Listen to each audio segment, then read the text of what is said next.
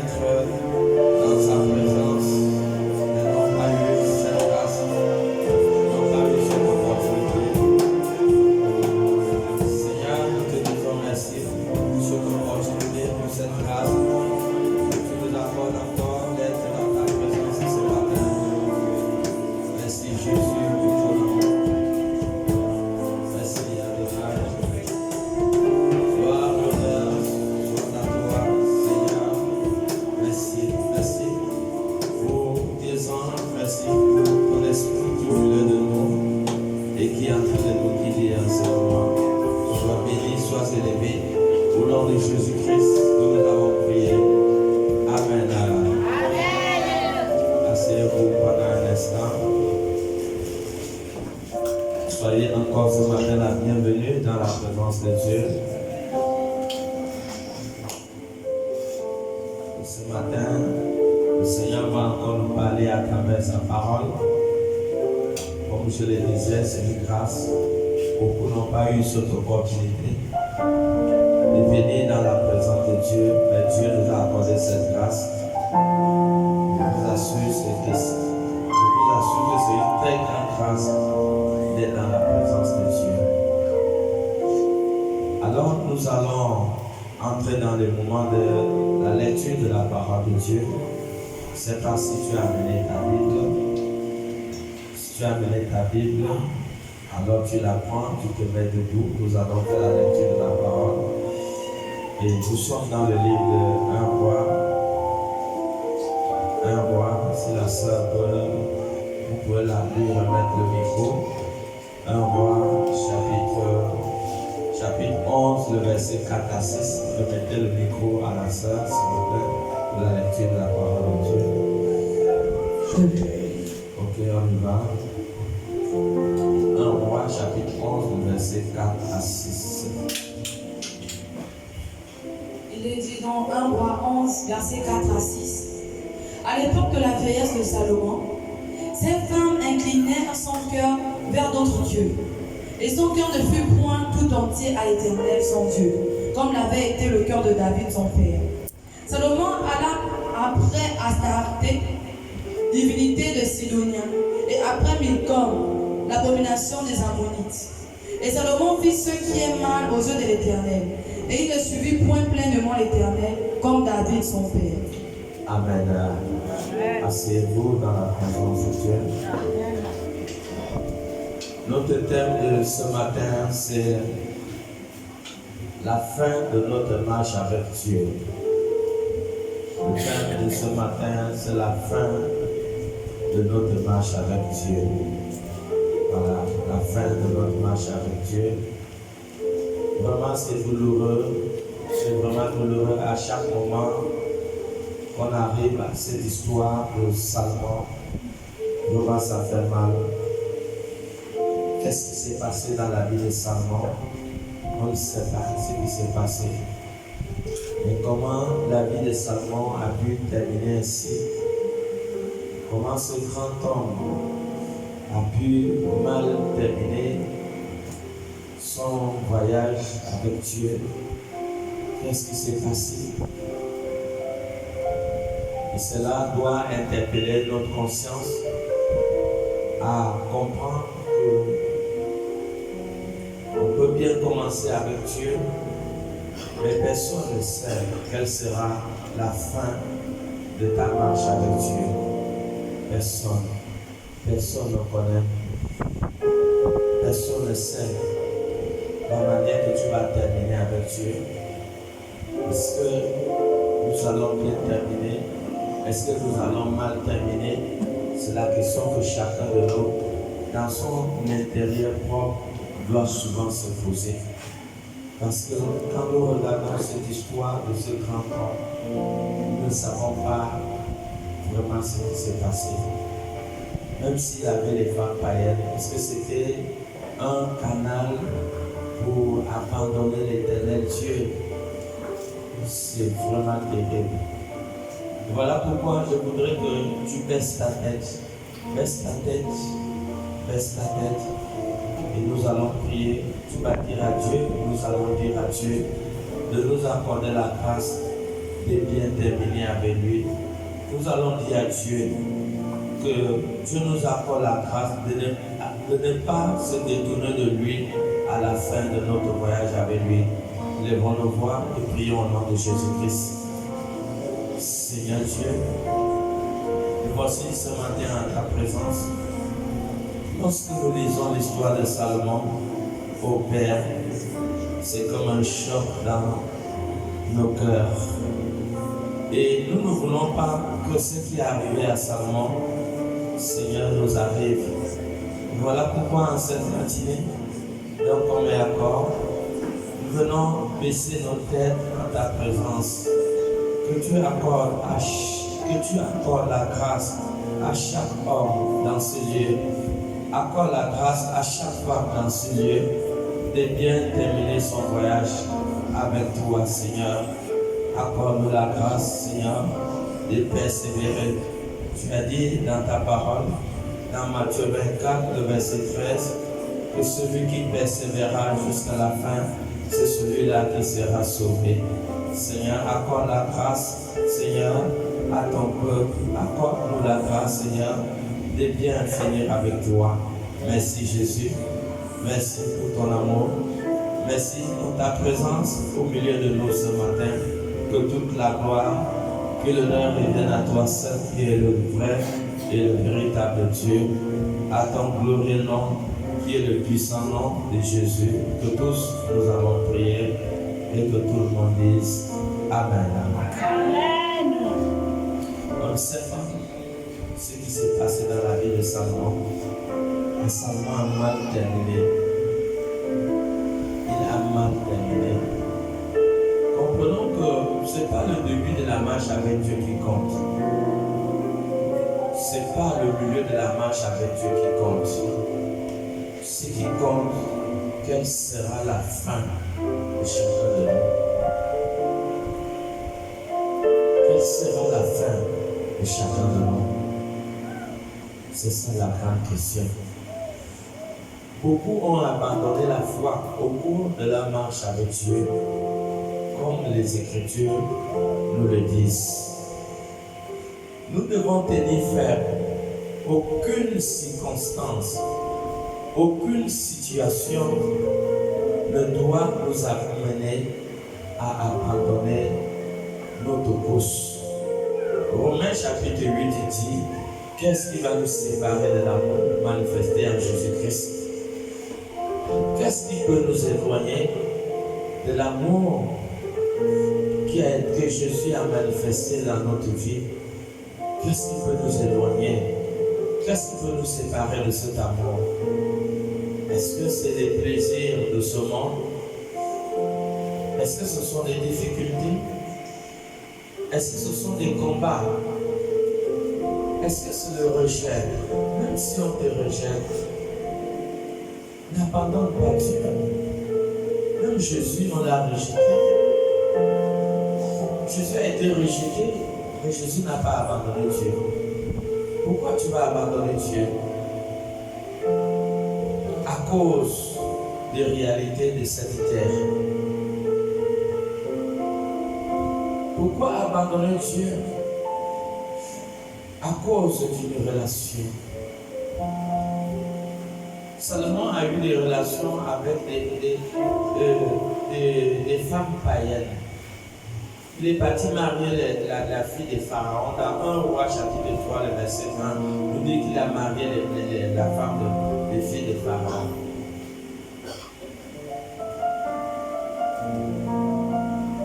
Et c'est là que tout a commencé. Est-ce que c'est à cause d'une relation qu'on peut abandonner Dieu?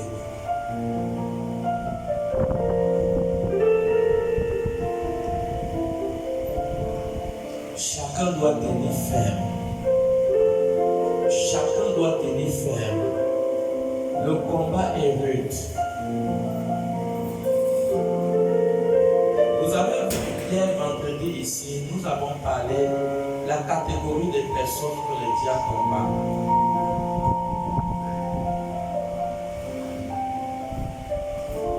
Le diable ne combat pas ceux qui sont à lui. Il sait qu'ils sont à lui. Mais le diable combat ceux qui les gardiens de la parole de Dieu, ceux qui gardent la parole. Ceux qui gardent la parole, ce sont eux que le diable combat.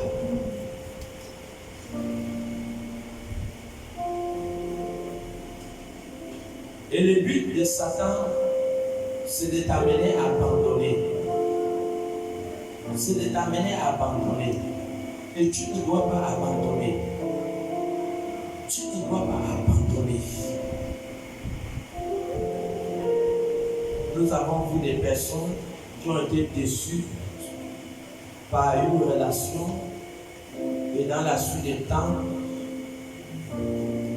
ils ont pris la décision de ne plus marcher avec Dieu.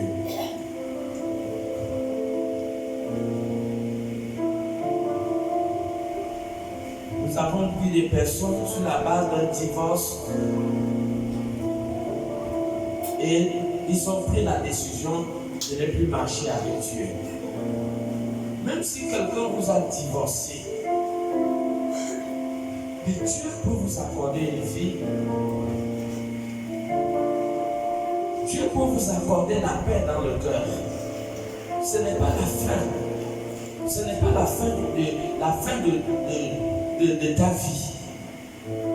Dieu peut te donner un espoir, une expérience. Combien le moral a été brisé lorsque la relation a été brisée? Combien ont abandonné Dieu parce qu'ils ont été rejetés? Combien ont abandonné Dieu parce qu'on les a licenciés du travail? Donc Dieu est obligé de te donner ce travail. Et beaucoup n'ont pas su que quand Dieu t'enlève dans le travail, c'est pour te préparer quelque chose qui est meilleur. Et c'est une occasion d'abandonner Dieu. Combien ont abandonné Dieu à cause de la souffrance?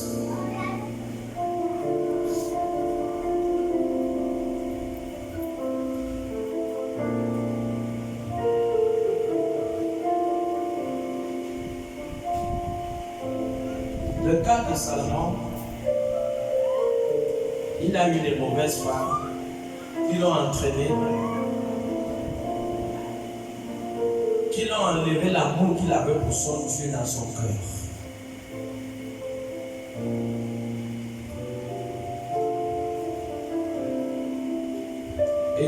Et le diable a atteint son objectif dans la vie de Salomon.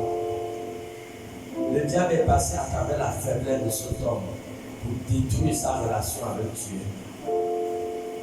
Attention à vos faiblesses. Les faiblesses sont des portes.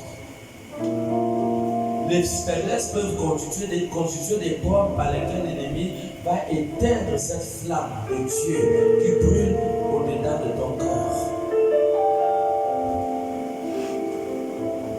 Faisons très attention.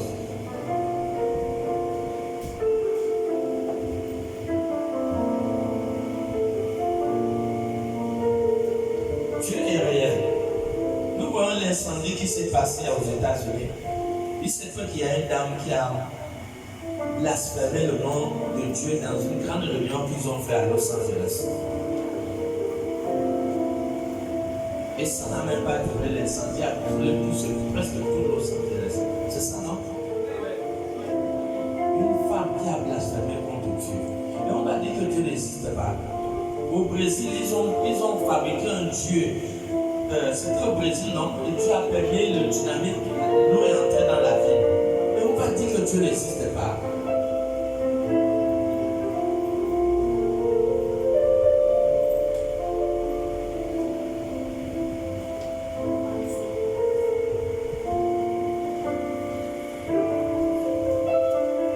Donc, nous devons faire très attention.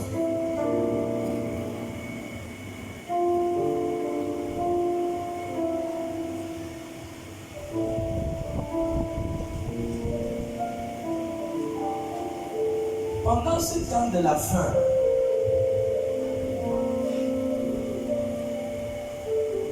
le diable sait qu'il n'a plus de temps. Le but de Satan,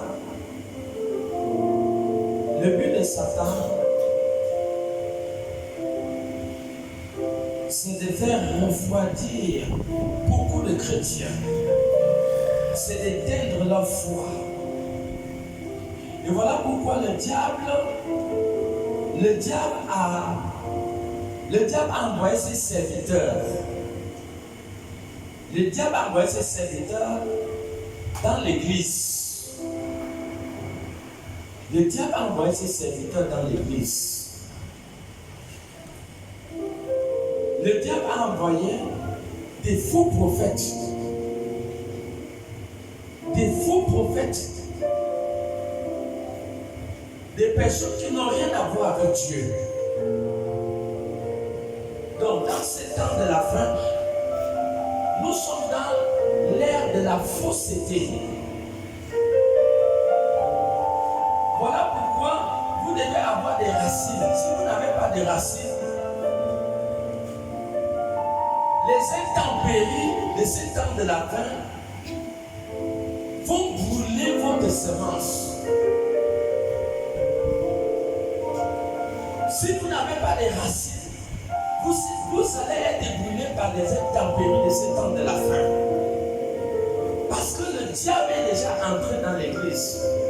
Le diable a déjà envoyé ses serviteurs et ses prophètes.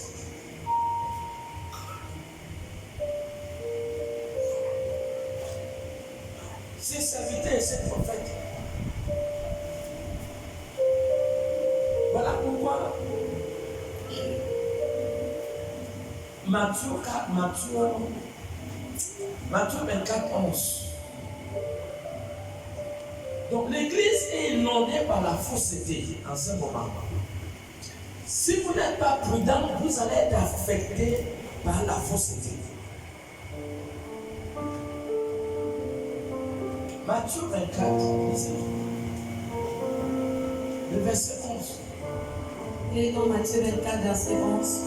Plusieurs faux prophètes s'élèveront et ils séduiront beaucoup de gens. Donc, il y a beaucoup de faux prophètes que le diable a déjà envoyés dans des églises. Il y a des faux prophètes qui travaillent avec même des bandits dehors dans l'intention pour escroquer le peuple de Dieu. Ils sont nombreux. Les faux sont plus nombreux que les vrais. C'est ce que Jésus-Christ a prédit. Donc, pour trouver l'église vraie, vous devez avoir les racines. Nous devons avoir une profondeur en Dieu. Il faut avoir une profondeur en Dieu pour tomber vraiment en ce moment dans une bonne église. Parce que nous sommes dans l'ère prophétique, l'ère de l'accomplissement des prophéties de Jésus-Christ. Le verset 24 aussi, il a parlé qu'il y aura des faux Christ. Il y aura des faux Christ.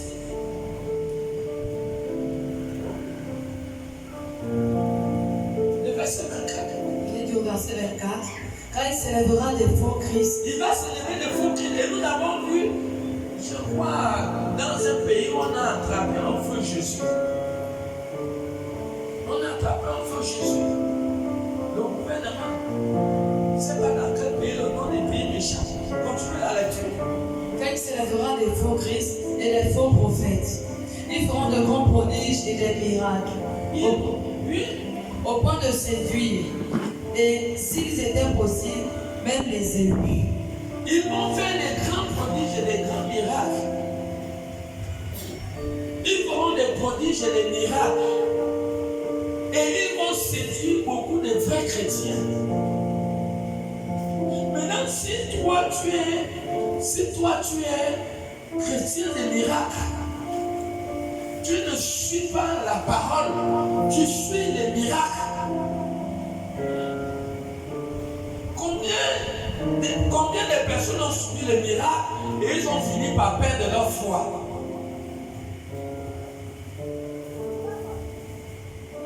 Est-ce que nous voyons?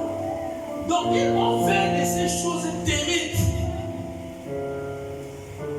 De ces choses terribles qui vont épater beaucoup de gens. Et la Bible nous parle 2 Thessaloniciens 2, 8.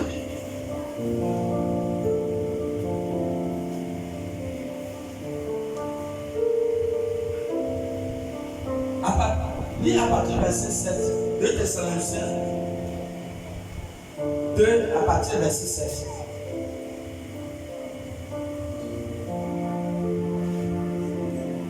Il dit dans 2 Thessaloniciens 2 à partir du verset 7. Car le mystère de l'iniquité agit déjà. Ça veut dire que le mal agit déjà, le péché agit déjà. Oui. Il faut seulement que celui qui le retient encore ait disparu. Oui. Et alors paraîtra l'impie, que le Seigneur Jésus détruira par le souffle de sa bouche et qu'il anéantira par l'éclat de son avènement. Le diable est déjà là, paraîtra l'impie, les puissants des ténèbres. Le diable lui-même, il va apparaître dans l'église. L'apparition de cet impie se fera par la puissance de Satan. Donc l'apparition de ces faux docteurs, les faux prophètes, les agents sataniques, donc ils vont opérer avec la puissance des miracles démoniaques, la puissance des miracles démoniaques. Reprends la partie. L'apparition de cet impie se fera par la puissance de Satan. Donc c'est la puissance de Satan qui va agir. Et les gens vont confondre la puissance de Satan à la puissance de Dieu. Avec toutes sortes de miracles, de signes et de prodiges mensongers. Voilà. Donc il y aura toutes sortes de miracles et des miracles de mensonges qui vont opérer. Ça serait des faux miracles, des miracles trafiqués. Et nous voyons ça. Nous n'avons pas vu dans les réseaux sociaux une femme qui elle a cette capacité de faire sortir la main et de faire entrer la main. Nous avons vu ça c'est des faux miracles. On a monté des grandes églises de la place. Des grandes églises, ils sont conscients. C'est comme si c'est un arrangement qu'ils ont d'abord fait pour pouvoir épater le peuple. Mais ils n'ont pas su qu'il y avait des réseaux sociaux qui sont là. Combien d'églises cette femme est partie?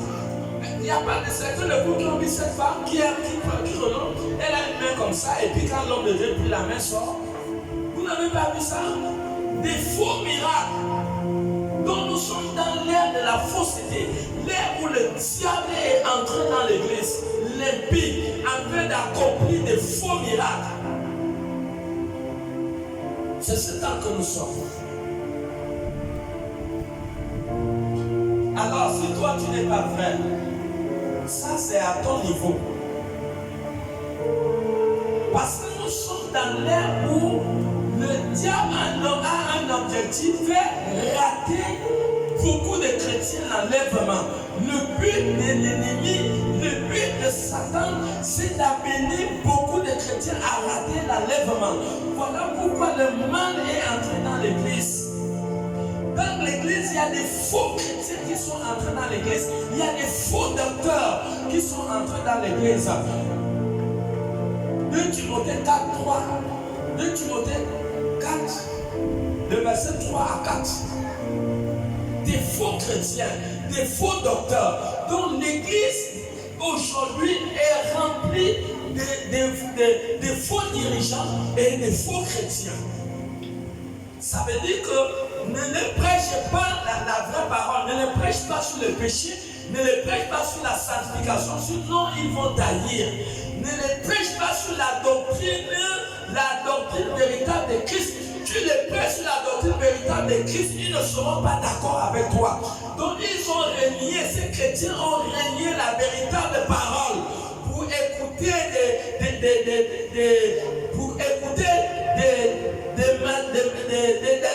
écouter la fausseté.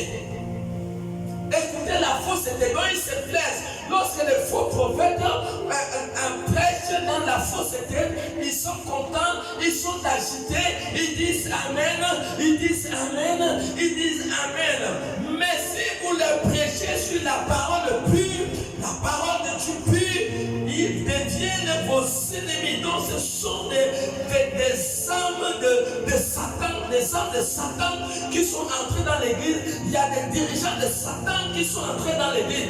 Voilà pourquoi Paul va dire à Timothée 4, le verset 3 à 4, lit. Il est dans 2 Timothée 4, verset 3 à 4. Car il viendra un temps où les hommes ne supporteront pas la saine doctrine. Ils ne vont plus supporter la vraie parole. Combien d'églises aujourd'hui qu'on ne prêche pas sur le péché? Mais dites-moi quel pécheur qui sera enlevé quand Jésus-Christ arrive pour enlever son église? Aucun pécheur. Même Jésus, quand Jésus a commencé son ministère, dans le livre de Marc, à partir du verset 14, il a prêché sur le royaume de Dieu, il a prêché sur la repentance. C'était le message de Jésus, c'était le message de Jean-Baptiste, c'était le message des apôtres. Ils ont prêché sur la repentance. Ils partaient de lieu en lieu et ils prêchaient sur la repentance. Car il viendra un temps Il va venir un temps où les hommes ne supporteront pas la saine doctrine. ils ne vont plus supporter la vraie parole. Mais ayant la démangeaison d'entendre les choses agréables, Ils seront contents d'entendre les histoires qui seront prêchées. mais ayant la démangeaison d'entendre les choses agréables, Oui. ils se donneront une foule de docteurs selon leur propre désir. Ça veut dire qu'eux-mêmes ils vont choisir le modèle de pasteur qui les intéresse, le modèle de docteur qui les intéresse, le genre de docteur qui correspond à leur vie. Donc eux-mêmes ils vont choisir, ils vont faire le choix. S'ils arrivent quelque part et que la doctrine véritable est prêchée, la parole de Dieu véritable est prêchée, ils ne peuvent pas rester dans ce lieu. Ils vont choisir leur propre docteur qui correspond à leur éthique. Oui. Détourneront l'oreille de la vérité Ils vont détourner l'oreille de la vérité. et se tourneront vers les fables. Ils vont se tourner vers les fables. C'est bon. Et c'est là où nous sommes. L'église est remplie de faux chrétiens et de faux docteurs, de faux pasteurs. C'est là où nous sommes aujourd'hui. Si tu n'es pas vrai, tu ne peux pas découvrir que ça c'est un faux. Si tu n'es pas vrai, tu ne peux pas découvrir. Parce qu'on reconnaît tout bon arbre par ses fruits. Quelqu'un ne peut pas être faux et produire des bons fruits, c'est impossible. C'est impossible. Tout bon arbre produit des bons fruits. Donc quand il y a la fausseté quelque part, cela se voit, cela se sent. Il suffit d'entrer dans la biographie de ces docteurs, dans la biographie de leur vie, examiner leur vie, et vous allez trouver de la fausseté. Vous trouverez de la fausseté. Et voilà pourquoi Jésus a dit que beaucoup me diront Seigneur, Seigneur. N'ai-je pas prié dans Matthieu 5, 21 à 23? N'ai-je pas prié à ton nom? N'ai-je pas prophétisé à ton nom? Mais Jésus va leur dire quoi? Jésus va leur dire non, quittez la vie pour ça, Matthieu 7, 21, 23. Jésus va leur dire quittez-la. C'est pas parce que ces faux docteurs, ils utilisent le nom de Jésus pour prêcher la parole. Ils utilisent le nom de Jésus. Le nom de Jésus est devenu pour eux un moyen pour lequel d'escroquer les gens, un moyen pour détruire les âmes qui sont faibles. Ils utilisent le nom de Jésus. Oui. Il est dans Matthieu 7, à partir du verset 21 à 23. Ceux qui me disent Seigneur, Seigneur, Oui. n'entreront pas tous dans le royaume des cieux. Beaucoup de ces faux ne vont pas entrer dans le royaume. Les faux saints et les faux docteurs, ils ne vont pas entrer dans le royaume de Dieu. Mais celui-là seul qui fait la volonté de mon Père qui est dans les cieux. Oui. Plusieurs me diront ce jour-là, Seigneur, Seigneur, n'avons-nous pas prophétisé par ton nom? N'avons-nous pas chassé les démons par ton nom? Et n'avons-nous pas fait beaucoup de miracles par ton nom? Alors je leur dirai ouvertement, je ne vous ai jamais connu. Retirez-vous de moi, vous qui commettez l'iniquité. C'est pas parce que quelqu'un fait le miracle qu'il est authentifié. Non, le miracle n'est pas un signe qui montre que quelqu'un est vrai. Tout le monde fait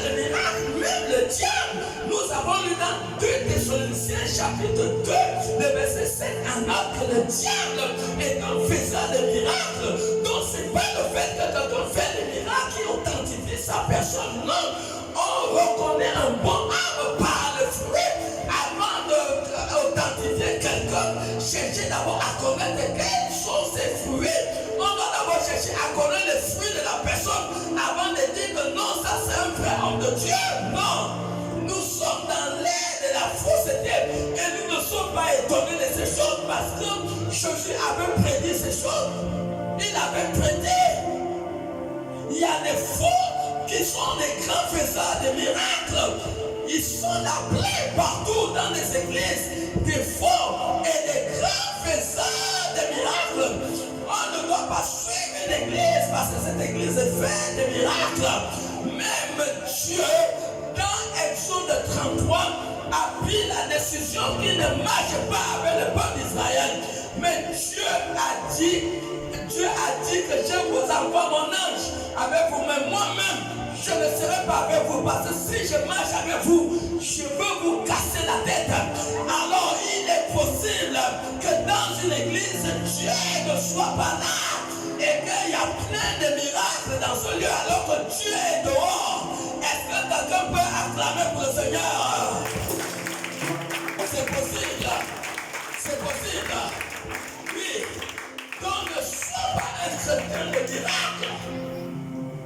Ne sois pas un chrétien qui suit les miracles. On suit Jésus. On suit Jésus. Jean 12, verset 6 dit, si quelqu'un me sert, il me suit. Là où je suis, là sera mon serviteur. On ne suit pas les miracles. On suit Jésus. On suit la parole pure de Dieu. La parole qui est prêchée, la parole de repentance. La parole du royaume, c'est ce qu'il faut suivre. C'est ce qu'on suit. Et c'est ce que les disciples prêchaient. Matthieu 6, 12, 11. Non.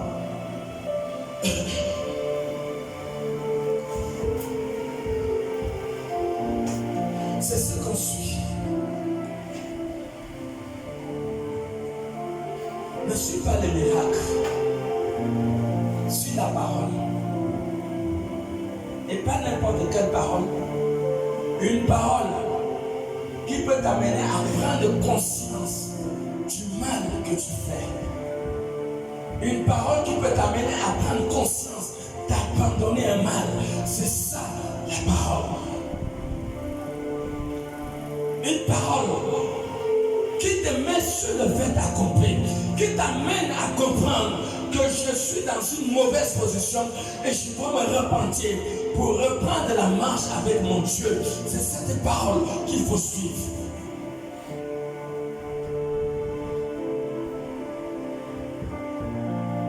Marc 6. Lis pour le verset 11.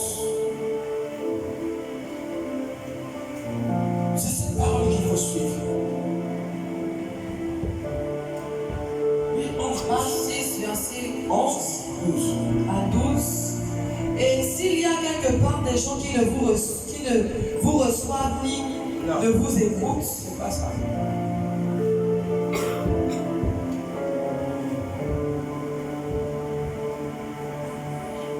Marc chapitre 6, verset 11. Oui, vas-y. Oui, vas-y. Oui. Et s'il y a quelque part des gens qui ne vous reçoivent ni ne vous écoutent, retirez-vous de là et secouez la poussière de vos pieds, afin que cela leur serve de témoignage. Ils partirent et ils prêchèrent la repentance. C'est ça, c'est le verset combien? Verset 11 à 12. Ils partirent, c'est verset 12. Ok, verset 12, on y va. Verset 12, il est dit, ils partirent et ils prêchèrent la repentance. Ils partirent et ils prêchèrent la repentance. Donc, vous voyez donc les apôtres, quand ils partaient, continue le verset 13, c'est bon. Verset 13. Oui, oui. Ils chassaient beaucoup de démons. Ils chassaient les démons. Et ils soignaient d'huile beaucoup de malades. Ils soignaient d'huile beaucoup de malades. Et les guérissaient. Ils les guérissaient. Quand les apôtres partaient, les apôtres avaient quel message, maman? Il avait rien. Ils partirent et ils prêchèrent la repentance. Ils partirent, ils ont prêché la repentance. C'était le message des apôtres.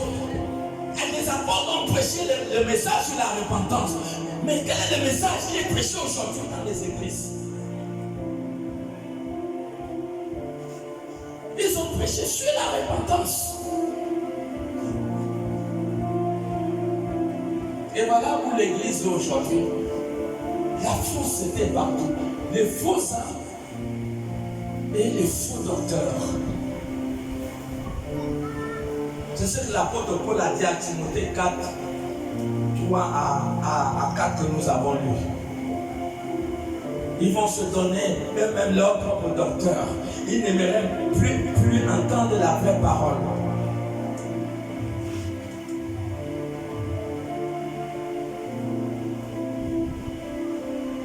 C'est là où nous sommes aujourd'hui.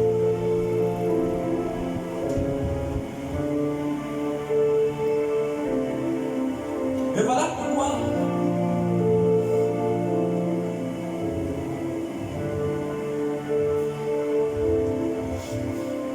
nous devons faire attention. Parce que nous ne savons pas comment nous allons terminer. Oh Dieu, après toute cette douleur, cette souffrance qui est liée à l'appel, à la vocation et à la fin de course, perdre sa couronne. Non, tout sauf ça. Tout sauf ça. La marche avec Christ est une marche sacrificielle. C'est le sacrifice. C'est le sacrifice. Personne ne doit accepter de perdre sa couronne à la fin de sa course.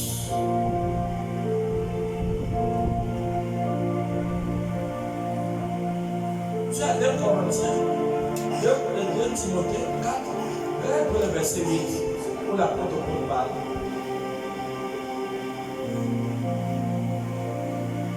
N'accepte pas de perdre ta couronne. Lui-même à partir du verset 7, en descendant.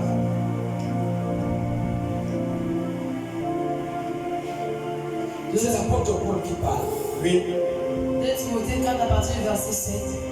J'ai combattu le bon combat. L'apôtre Paul dit il a combattu le bon combat. J'ai achevé la course. J'ai achevé la course. J'ai gardé la foi. J'ai gardé la foi. Désormais la couronne de justice m'est réservée. La couronne de justice lui a été réservée. Le Seigneur, le juste juge, me la donnera dans ce jour-là. Est-ce que nous voyons? Dieu va lui donner cette couronne en ce jour. Et non seulement à moi, Et puis, mais encore à tous ceux qui auront aimé son avènement. voilà, reprenons. Il a combattu, l'apôtre Paul a combattu le bon combat. Il a gardé la foi. Il a gardé la foi jusqu'à la fin. Et la couronne, voilà, Dieu va couronner sa vie par la couronne de gloire. Mais c'est ça, ne permet pas de relâcher à mi-chemin. Il faut tenir ferme. Nous voyons les choses inexplicables qui se passent. Regarde ce qui s'est passé aux États-Unis. Une femme a blasphémé contre Dieu et Dieu a brûlé presque tout Los Angeles. On peut expliquer des phénomènes comme ça. Comment? Mais nous sommes à l'ère de Moïse. Je vous assure que c'est temps de la fin. Nous allons, le monde va voir des miracles comme à l'époque de Moïse. Je vous assure qu'avant que Jésus-Christ n'arrive, vous verrez des choses terribles. Puisque ce qui s'est passé à Los Angeles, des choses terribles. Nous sommes dans l'ère de Moïse où Dieu va montrer à ce monde que Dieu n'est pas changé. Je suis le même Dieu qui a opéré des prodiges et des miracles en Égypte. Et je suis le même. Je ne change pas. Et ce monde saura que l'Éternel est Dieu. Le monde saura que l'Éternel est Dieu. Et vous verrez des choses plus terribles encore dans le monde. Des choses inexplicables. Des choses qui vont à l'entendement humain. Des choses terribles.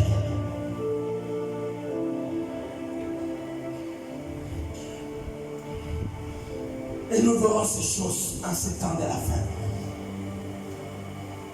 C'est là où nous sommes. Ça ne fait que commencer. Ils ont rejeté Dieu. Lis-nous Romains 1, je crois à partir du verset 17. Ils ont rejeté Dieu. Mais ce que le monde va voir, c'est terrible. Terrible. Terrible. Romains 1, commence à partir du verset 16 en descendant. Il est dans Romains 1, verset 16. Car je n'ai point honte de l'évangile. C'est une puissance de Dieu. Tu vas au verset 17. Parce qu'en lui est révélée la justice de Dieu par la foi et pour la foi. Parce qu'en lui est révélée la justice de Dieu par la foi et pour la foi. Selon qu'il est écrit, le juste vivra par la foi. La colère de Dieu se révèle du ciel contre toute impiété et toute injustice des hommes qui retiennent injustement la vérité captive. La colère de Dieu se révèle dans le ciel sur toute personne, tout peuple qui ont retenu la vérité captive. Et voilà pourquoi Dieu dit que la colère de Dieu en ce temps de la fin va se révéler depuis le ciel. Continue. Car ce qu'on peut connaître de Dieu est manifeste pour eux, Dieu le leur ayant fait connaître. En effet, les perfections invincibles de Dieu, sa puissance éternelle et sa divinité, se voient comme à l'œil depuis la création du monde, quand on les considère dans ses ouvrages. Ils sont donc inexcusables. Ils sont inexcusables. Le monde est inexcusable. Continue. Puisque ayant connu Dieu, ils ont connu Dieu. Ils ne l'ont point glorifié comme Dieu. Ils ne l'ont point glorifié comme Dieu. Ils ne lui ont point rendu grâce. Ils ne lui ont point rendu grâce. Mais ils se sont égarés dans leurs pensées. Ils se sont égarés dans leurs pensées. Et leur cœur sans intelligence. Et leur cœur sans intelligence a été plongé dans les ténèbres. A été plongé dans les ténèbres. Continue. Se vantant d'être sages, ils sont devenus fous. Ils ont changé de gloire du Dieu incorruptible en image représentant l'homme corruptible, donc des oiseaux, des quadrupèdes et des reptiles. C'est pourquoi Dieu les a livrés à l'impureté. Dieu les a livrés à l'impureté. Selon les convoitises de leur cœur. Selon le convoitise de leur cœur. En sorte qu'ils déshonorent eux-mêmes leur propre corps. Ils déshonorent eux-mêmes leur propre corps. Eux qui ont changé la vérité de Dieu en mensonge. Ils ont changé la vérité de Dieu en mensonge. Et qui ont adoré et servi la créature au lieu du Créateur. Ils ont commencé à servir la créature, adorer la créature au lieu de servir l'Éternel Elohim. Qui est béni éternellement. Amen. Continue. C'est pourquoi Dieu les a livrés à des passions infâmes. Car leurs femmes ont changé l'usage naturel en celui qui est contre nature. Ils ont changé l'usage naturel que Dieu a fait, oui. Et de même les hommes, abandonnant l'usage naturel de la femme, ils ont abandonné l'usage naturel de la femme, se sont enflammés dans leurs désirs les uns pour les autres. Oui. Comme étant homme avec homme. Ils ont commencé à sortir homme avec homme. Donc ils ont changé l'usage de Dieu dans leur vie. Comme étant homme avec homme des choses infâmes. Et recevant en eux-mêmes le salaire que méritait leur égarement. Arrête-toi là.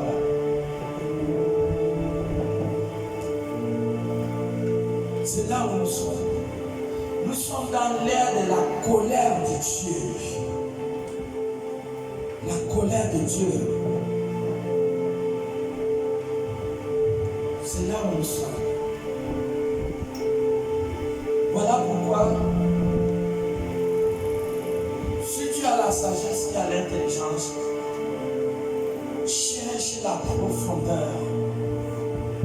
La tempête de Dieu arrive. Quand il y a des grandes tempêtes, vous verrez qu'une seule catégorie d'arbres qui ne se déracinent pas, ce sont des palmiers. Parce que les palmiers ces racines vont à des mètres et des mètres, à de longues distances. C'est pour cela que même souvent les grandes tempêtes n'arrivent pas à les terrasser. Le catagène de Dieu arrive. Et voilà pourquoi tout vrai chrétien doit chercher la profondeur. Cherche la profondeur pour ne pas être balayé par le vent qui arrive.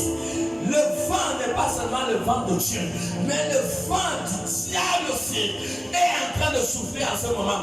Donc si tu n'as pas la profondeur, alors il est possible que tu sois déraciné. Cherche la profondeur. Il faut sortir de la fausseté. Sors de la fausseté.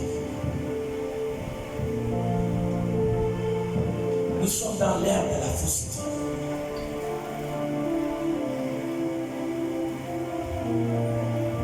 Comment tu vas terminer? C'est la grande question. Comment nous allons terminer? C'est la question.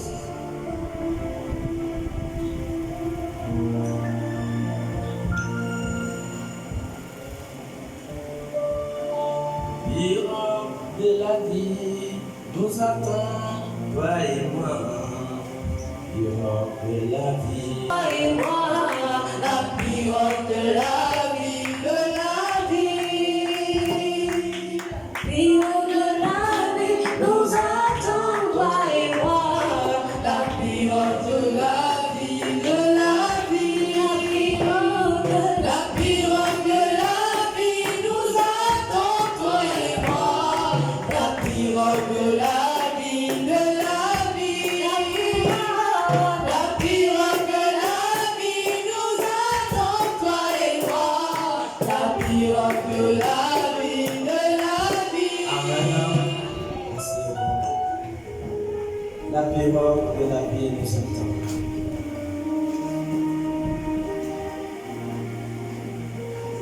Ne te moque pas celui qui est en train de traverser.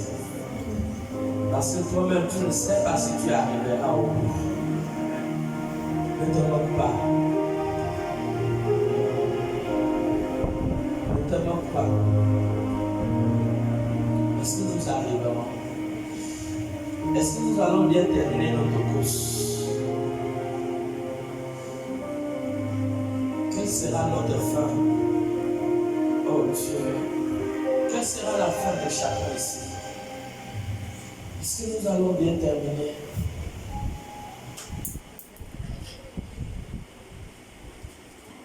Voilà que le diable est entré dans l'église. Le diable est entré dans l'église.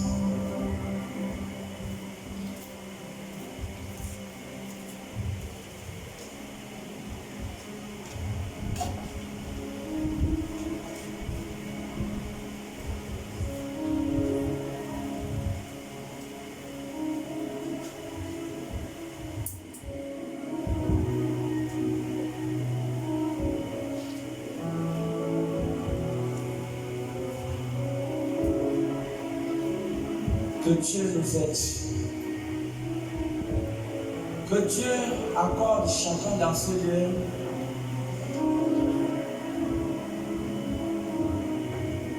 de pouvoir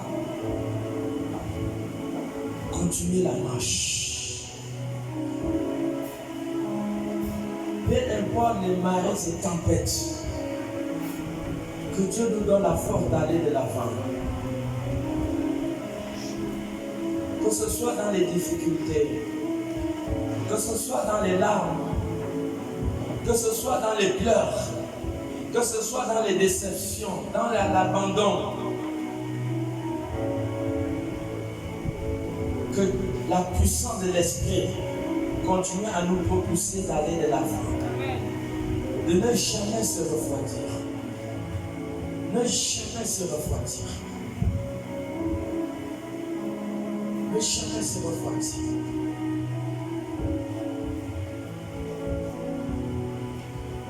La fausseté est entrée dans l'église.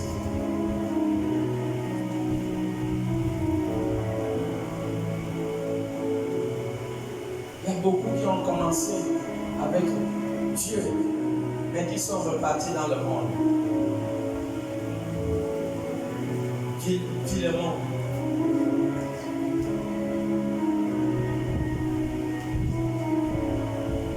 Après 2 Timothée, Tite, tu as Philémon. 1,24. Il faut se faire entrer dans l'église.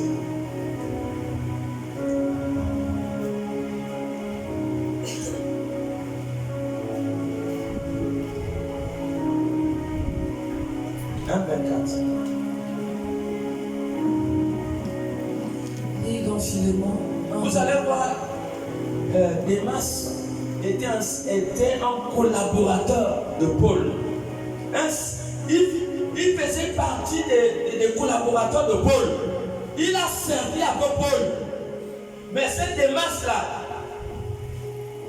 a fini par abandonner Paul et reparti dans le monde. Des faux frères.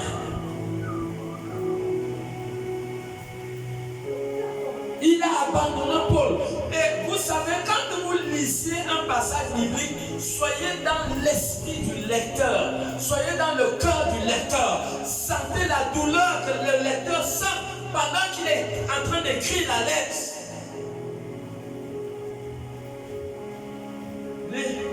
Philémon 24. Et dans Philémon 24. Te salue ainsi Marc, Aristarque, Démas, Luc, mes compagnons d'œuvre. Oui. Que le Seigneur, que la grâce de notre Seigneur Jésus-Christ soit avec votre esprit. Reprends la lecture. Te salue ainsi que Marc, Aristarque, Démas. Vous voyez, voilà Démas là, il faisait partie des collaborateurs de Paul. Continue. Démas, Luc, mes compagnons d'œuvre. C'est l'apôtre Paul qui est en train de les saluer.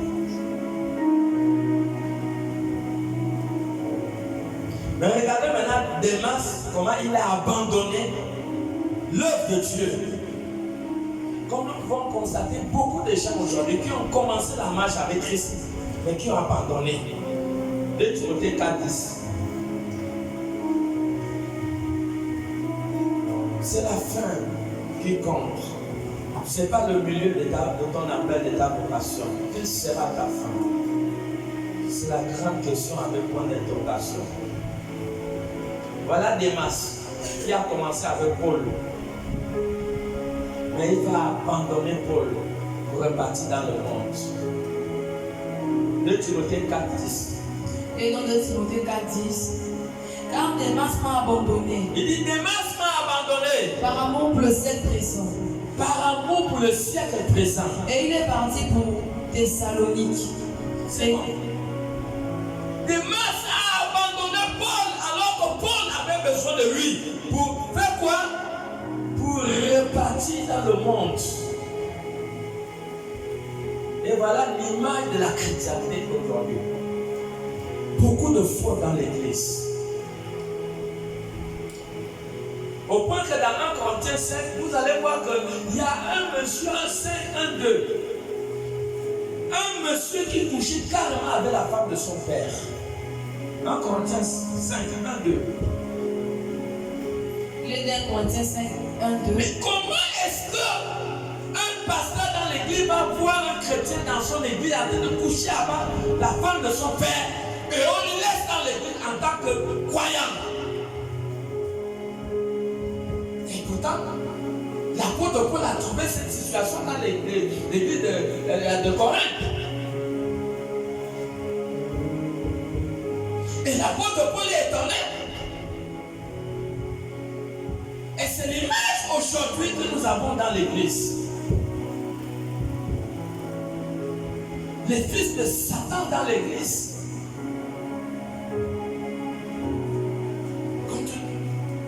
Il est dans 1 Corinthiens 5, partir du verset 1 à 2. On entend dire généralement qu'il y a parmi vous de l'impudicité.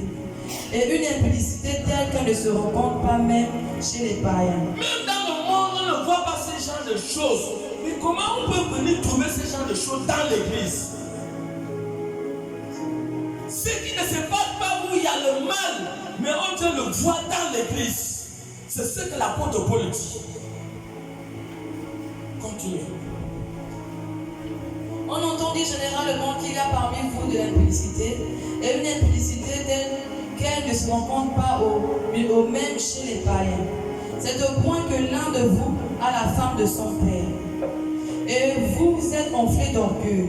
Et vous n'avez pas été plutôt dans l'affliction, afin que celui qui a commis cet acte fût ôté du milieu de vous. On le laisse. Au lieu qu'il soit ôté au milieu d'eux, on l'a laissé. Peut-être on a même eu des responsabilités.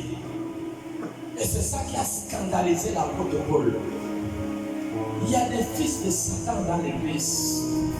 Il y a des faux frères. Le verset 11. Et voilà pourquoi l'apôtre Paul va mettre l'église en garde. De faire très attention à ces catégories de frères, des faux frères qui sont dans l'église, les fausses âmes, les agents sataniques qui sont dans l'église. Il faut faire très attention parce qu'il y a des faux au milieu de nous. Verset 11. Il est dit au verset 11. Maintenant, ce que je vous ai écrit, c'est de ne pas avoir des relations avec quelqu'un qui, se nommant frère, est impudique, ou cupide, ou idolâtre, ou outrageux. De ne pas avoir de relations avec ces catégories de personnes. C'est l'apôtre Paul qui dit qu'il ne faut pas avoir des relations avec un tel frère impudique, un tel frère qui commet de telles actions. Continue. Ou outrageux, ou ivrogne, ou ravisseur. Il y a des frères aujourd'hui, ils prient, mais ils sont des grands ivrognes. Mais ils viennent quand même à l'église.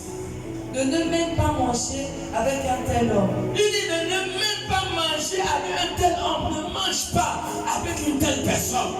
Quelqu'un qui s'est égaré, tu fais quoi avec lui?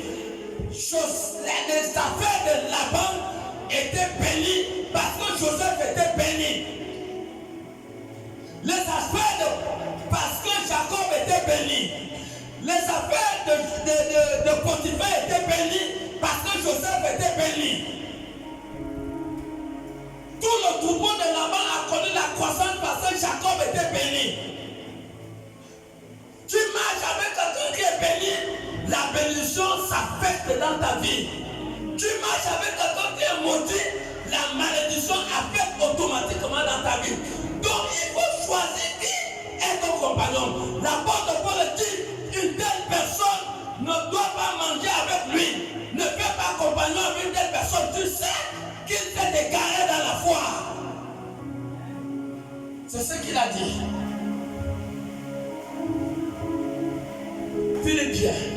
Non, oui, Philippiens 3:2. C'est ce qu'il a dit. C'est toujours lui qui parle. Philippiens 3:2. Quelqu'un s'est égaré. Malachie 3:18 dit que il y aura une différence entre ceux qui prient et ceux qui ne prient pas. Il doit y avoir une différence. Il y a une différence.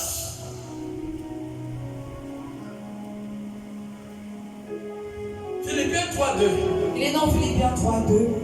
Prenez garde aux chiens. Prenez garde aux chiens. Prenez garde aux mauvais ouvriers. Prenez garde aux mauvais ouvriers. Prenez garde aux faux circoncis. Prenez garde aux faux circoncis. Le verset 18 à 19. Verset 18 à 19, il est dit. Car il en est plusieurs qui marchent en ennemi de la croix de Il y a Christ. plusieurs qui marchent à l'ennemi de la croix de Christ. Je vous en ai souvent parlé. Des faux docteurs. Et j'en parle maintenant encore en pleurant. Leur fin sera la perdition. Ils auront une très mauvaise fin. Ils ont pour Dieu leur ventre. Ils ont pour Dieu leur ventre. Ils ne sont pas là parce qu'ils ont la compassion des âmes. Des faux docteurs. Mais leur fin sera misérable. Ils mettent leur gloire dans ce qui fait leur honte. Oui. Ils ne pensent qu'aux choses de la terre. Ils ne pensent aux choses de la terre, le matériel, l'argent. Aucune compassion des âmes perdues. Ils suivent ceux qui leur donnent les gros titres, ceux qui leur donnent les grosses offrandes. Lorsqu'ils s'égarent, ce sont eux qu'ils vont chercher. Mais quand la pauvre brebis qui est dans l'église s'égare, vous ne les verrez pas les chercher. Pourquoi? Parce qu'ils ont mis leur gloire dans ce qui est terrestre. sont pour tuer leur ventre. Et le Seigneur dit, il faut s'éloigner de tels docteurs. De tels docteurs, il faut s'éloigner d'eux. C'est là où nous sommes. Tout est gâté. Nous sommes dans l'ère où Jésus va arriver bientôt. Et Satan le sait. Hein? Vous aussi, un jour j'étais à Montbois, à la gare routière. Je vois les gens qui courent. Je suis à la gare routière. À l'époque, il n'y avait pas le mur là. Les gens courent en montant. Les gens courent. Les commerçants prennent leur bagage. Et chacun est en train de courir. Je suis là, je vois les gens venir vers moi. J'ai dit, mais qu'est-ce qui ne va pas? Je suis resté là. Je me suis renseigné, qu'est-ce qui ne va pas? Pourquoi ces commerçants sont en train de courir? Chacun prend sa marchandise, il court et fuit. Quand je me suis renseigné, on m'a dit les agents de la mairie arrivent un peu plus bas. Mais bien aimé, quand vous voyez le mouvement, le diable est dans l'église, les églises qui s'ouvrent partout, l'affaire de Dieu prend une autre tournure. Ça veut dire ce mouvement annonce un mouvement annonciateur de l'arrivée de Jésus. Jésus arrive, et c'est plus loin, mes bien-aimés, c'est plus loin. Ces événements dans le monde nous amènent à comprendre que Jésus arrive. Mais il a dit que vous verrez l'abomination établie dans le lieu saint dans Matthieu 24, verset 15. Mais c'est cette abomination des faux docteurs, des fils de Satan, des fils démoniaques, des faux prophètes, des menteurs, des voleurs qui sont montés dans le lieu très saint et prendre la place des vrais serviteurs de Dieu afin d'escroquer et voler les pauvres brebis de Christ. C'est là où nous sommes. Des faux brebis.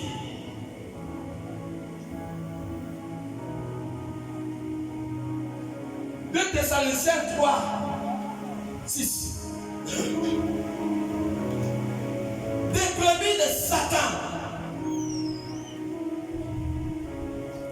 Que Satan a envoyé pour venir faire tomber, détruire la foi des frères brebis dans l'église. 2 Thessaloniciens 3, 6. Il est dans 2 Thessaloniciens 3, verset 6.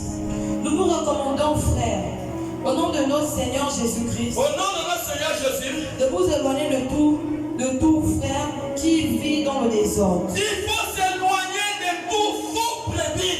Tu sais que lui-là c'est un faux, tu connais bien la vie qu'il mène.